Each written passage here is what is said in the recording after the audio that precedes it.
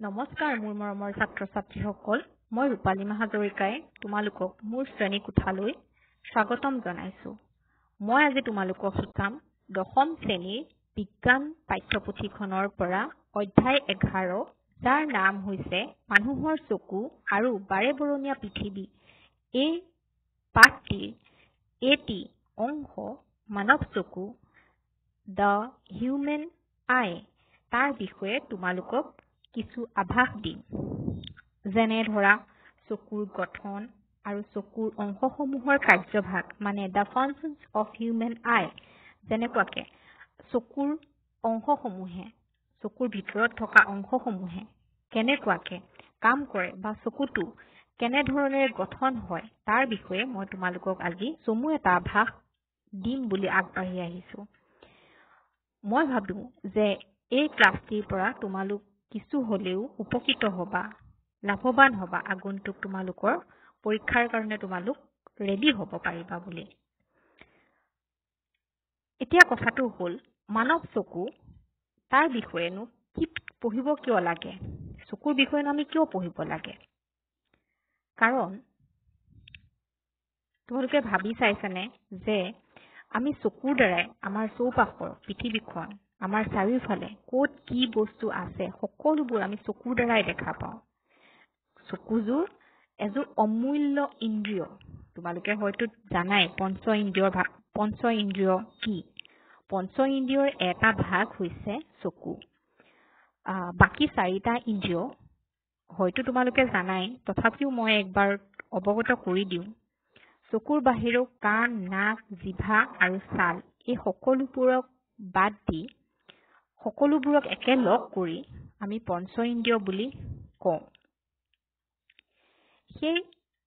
সেই পঞ্চ ইন্দ্ৰিয়ই সকলোৰে নিজৰ নিজা নিজা কাম থাকে আৰু সকলোবোৰ মিলিহে আমি আমাৰ চৌপাশটো কথা আমি বুজি পাওঁ বা গম পাওঁ।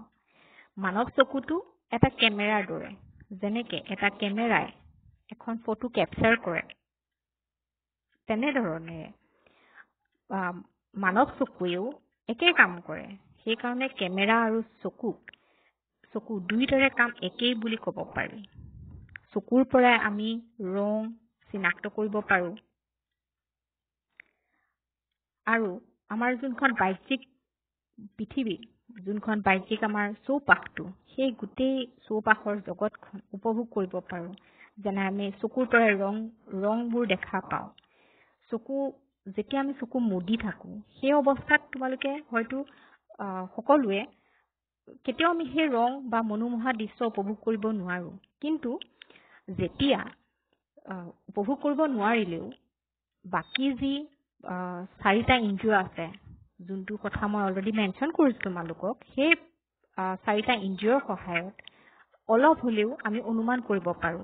যেনে গোন্ধ, সোৱাদ, শব্দ বা স্পৰ্শৰ দ্বাৰা অলপ হলেও আমি চকু মুদি থকা অৱস্থাটো গম পাওঁ।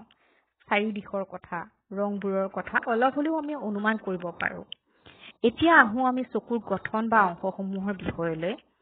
তোমালোকে অলৰেডি স্ক্ৰীনত দেখিছা চকুৰ ভিতৰৰ ফটো এখন, ছবি এখন।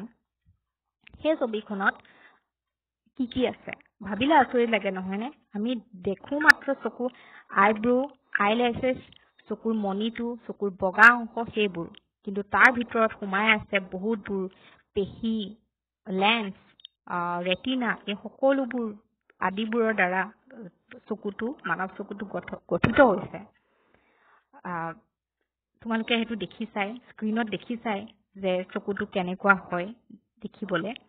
এতিয়া আমি চকুৰ বাকী অংশসমূহ যেনেকে অক্ষিপট বা ৰেটিনা, কৰ্নিয়া, চকুৰ পতাটোক ইৰিছ বুলি কয়, আৰু চকুৰ মণি আদিৰে গঠিত। আদিবোৰ বহুত আছে, তোমালোকে চিত্ৰত অলৰেডি দেখা পাইছাই।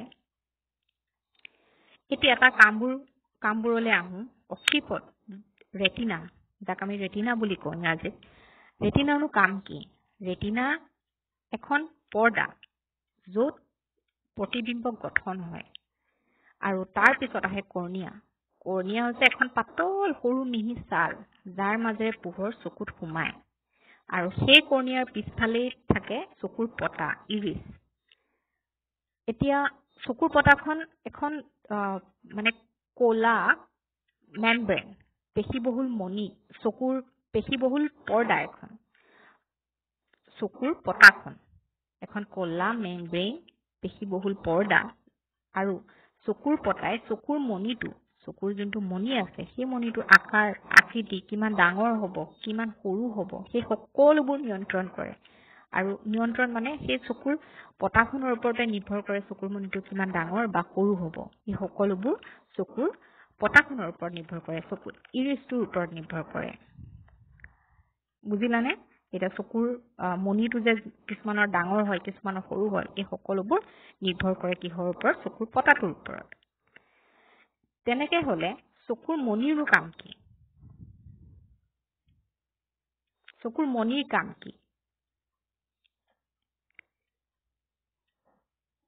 চকুৰ মণি যোনটো চকুৰ মণিয়ে কি কৰে চকুৰ মণিৰ কাম হৈছে চকুত সোমোৱা যোনটো পোহৰ সেই পোহৰৰ পৰিমাণটো নিয়মীয়া আৰু নিয়ন্ত্ৰণ কৰে সেইটোৱে হৈছে চকুৰ মণিৰ কাম আৰু তেনেকৈ চকুৰ লেন্সে অক্ষিপট মানে ৰেটিনা যোনটো আমি অলৰেডি মেনশ্যন কৰিছো সেই ৰেটিনা হট লগতে ওলোটা প্ৰতিবিম্ব গঠন কৰে মই ভাবো তোমালোকে সকলোৱে হট অহট প্ৰতিবিম্বৰ কথা অলৰেডি গম পাইছা আৰু এতিয়া আহে আমি অক্ষিপট বা ৰেটিনাৰ কথাটো বহুতবাৰ উল্লেখ কৰিছো সেই অক্ষিপটনো বা ৰেটিনানো হৈছে কি ৰেটিনা হৈছে অসংখ্য পোহৰ সংবেদী কোমল এখন ছাল আৰু সেই পোহৰ যেতিয়াই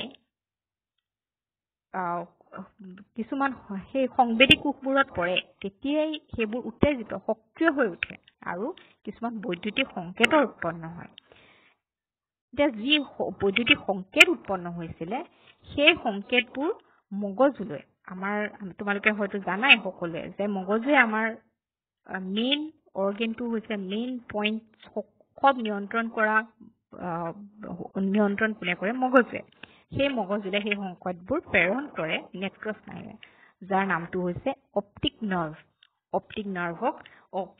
অপ্টিক নাৰ্ভে তোমাৰ কি কৰে বৈদ্যুতিক যোনবোৰ সংকেত উৎপন্ন হয় সেই সংকেতবোৰ মগজুলৈ পঠাই দিয়ে আৰু শেষত সেই মগজুৱে এই সংকেতবোৰৰ দ্বাৰা দৃষ্টি অনুভূতি জগায় যেনেকে সেই সংকেতটো মগজুলৈ যাব আৰু সেই মগজুৱে এই সংকেতবোৰৰ পৰা কেনেকুৱা ধৰণে মানে দৃশ্যটো কেনেকুৱা হ'ব সেই অলেখ-লেখটো বুজি পাব আৰু তেনেকুৱাকে চকুৰ মণিৰ কৰ্মৰাজি শেষ হ'ব তেনেকুৱাকে চকুৰ মণিয়ে নহয় চকুৱে যোনটো পোহৰৰ চকুৰ মণিত যি পৰিব সেয়া এটা দৃশ্য আকাৰত আকৃতি দিব মগজুৱে আৰু এইখিনিয়ে আছিলে চকুৰ গঠনমূলক আৰু কাৰ্যৰাহী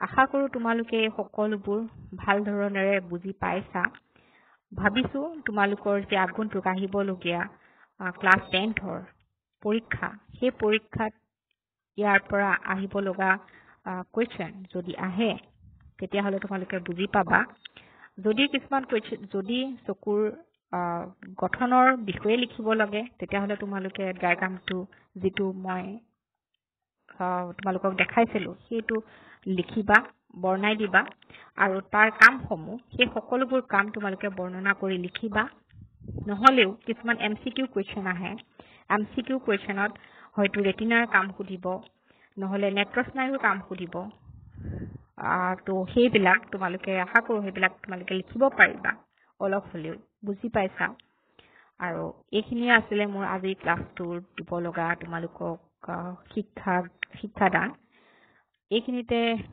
মই মোৰ ক্লাছটো সমাপ্ত কৰিছো ধন্যবাদ